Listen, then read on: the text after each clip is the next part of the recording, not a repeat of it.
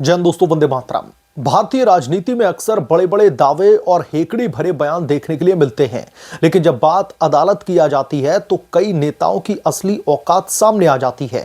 Congress party के नेता राहुल गांधी और पूर्व सांसद डॉक्टर उदित राज अब ठीक इसी स्थिति में दिख रहे हैं। दरअसल बहुजन समाज पार्टी यानी कि बीएसपी की राष्ट्रीय अध्यक्षा मायावती के खिलाफ में कथित अभद्र और आपत्तिजनक टिप्पणियों का मामला अब यूपी के बदायूं कोर्ट में चल रहा है। यह मामला महज एक राजनीतिक विवाद नहीं रहा, बल्कि यह कानूनी कार्रवाई का रूप ले चुका है, जिसमें दोनों नेताओं राहुल गांधी और उदित राज को नोटिस जारी किए जा चुके हैं कोर्ट की तरफ से, और कोर्ट ने उन्हें अपना पक्ष रखने के लिए तलब भी किया था। दोस्तों, यह घटना दिखाती है कि आप सिर्फ और सिर्फ राजनीतिक द्वेष की भावना में किसी भी नेता के खिलाफ में अगर अमर्यादित भाषा का इस्तेमाल करते हैं, घटिया टिप्पणी करते हैं, अभद्र भाषा का इस्तेमाल करते हैं, तो कानून की नजरों से आपको बचा नहीं पाएगा कोई। और यही राहुल गांधी और उदित राज के केस में हुआ। अब इस मामले पर दोस्तों आज बदायूं की स्पेशल कोर्ट में सुनवाई होनी थी। सुनवाई के बाद में क्या होता है कि वहां पर राहुल गांधी और उदित राज के जो वकील हैं, वो जज साहिब के सामने, जो कि पूनम सिंघल इस मामले की सुनवाई कर रही थी, उनके सामने गिड़गिड़ाने लगे, उनसे समय मांगने लगे कि हमें थोड़ा और समय दीजिए इस बाबत जवाब दाखिल करने के लिए। राहुल गांधी और उदित राज दोस्तों खुद तो कोर्ट में पेश नहीं हुए, लेकिन उनके वकील जरूर वहां पर पहुंचे थे और वकीलों ने नोटिस का जवाब दाखिल करने के लिए और समय मांगा, कोर्ट से गिड़गिड़ाने लगे। कोर्ट ने उनकी इस मांग को स्वीकार करते हुए अगली सुनवाई के लिए अब 21 फरवरी की तारीख मुकर्रर कर दी है।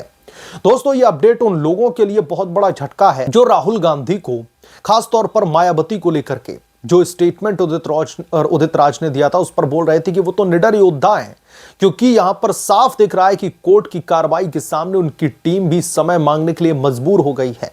मामले की जड़ 17 फरवरी 2025 को डॉक्टर उदित राज के एक बयान और सोशल मीडिया पोस्ट से जुड़ी है।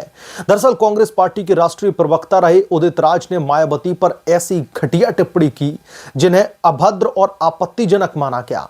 कुछ रिपोर्ट्स के मुताबिक इसमें मायावती की हत्या तक की धमकी दी गई थी। हत्या तक की जो धमकी भरी बातें थी वो इसमें शामिल थी, जो इस मामले को और भी ज्यादा गंभीर बना देता है। और इसीलिए राहुल गांधी और उदित राज के खिलाफ में नोटिस जारी किया गया था।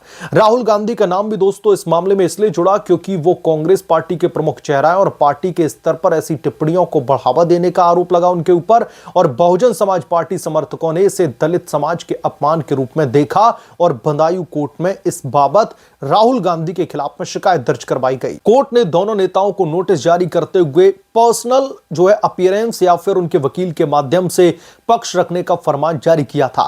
दोस्तों, यह मामला राहुल गांधी और उदित राज की राजनीतिक शैली पर भी सवाल उठाता है।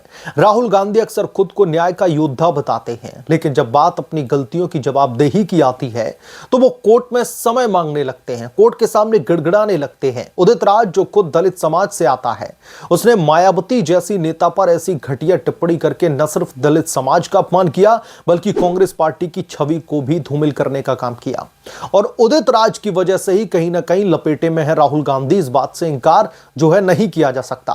दोस्तों, यह दिखाता है कि कांग्रेस पार्टी में दलित नेताओं के प्रति कितना सम्मान है। जब जरूरत पड़ती है तो उन्हें कुर्सी पर बैठा लिया जाता है, लेकिन असल मुद्दों पर वो पार्टी लाइन से हट करके बोलते दिखते हैं तो उन्हें भी निशाने पर लिया जाता है।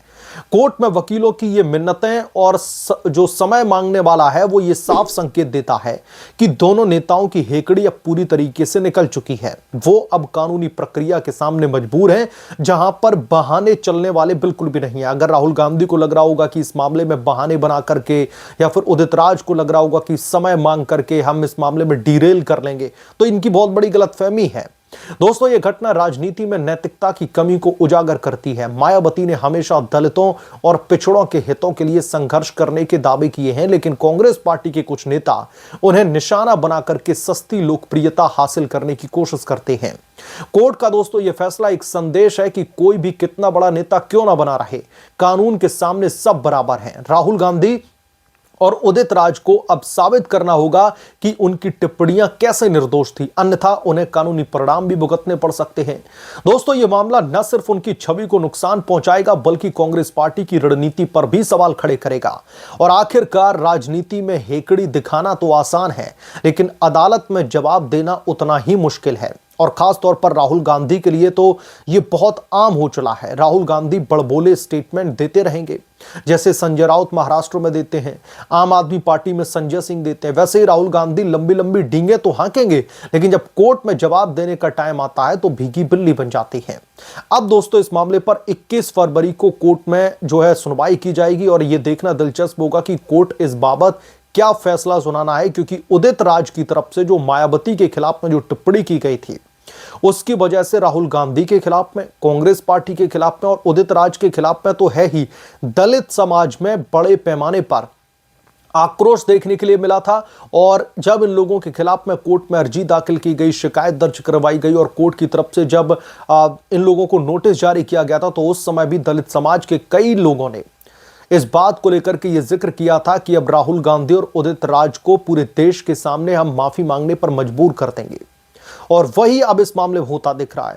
पहले जब मामला दर्ज किया गया, एक बार तो दोस्तों ये मामला खारिज भी हो चुका है, लेकिन जब दोबारा से इस मामले पर पिटीशन, एक याचिका दाखिल की जाती है, शिकायत दर्ज करवाई जाती है, तो फिर उसके बाद में जवाब मांगा जाता है राहुल गांधी और उदित राज से, नोटिस जारी करके कि आप आकर के बताइए कि जो आपने स्टेटमेंट दिए हैं, जो बेहूदगी भरी भाषा का इस्तेमाल किया है मायावती के खिलाफ में, आप आकर के उसको सफाई दीजिए। और सबसे बड़ी बात पता क्या है दोस्तों, उदित राज कांग्रेस पार्टी से जुड़ा हुआ आदमी, उसकी तरफ से यह घटिया बेहूदगी भरी टिप्पणी की जाती है और कांग्रेस पार्टी की तरफ से इसको कंडेम तक नहीं किया जाता।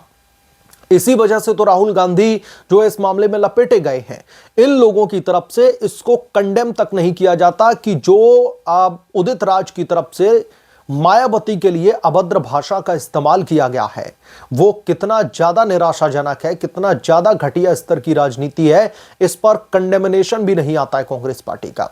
और दोस्तों क्यों आएगा, इस पॉलिटिकल पार्टी की एक तरीके से कह लीजिए कि राजनीति ही इन सभी मामलों पर चलती है।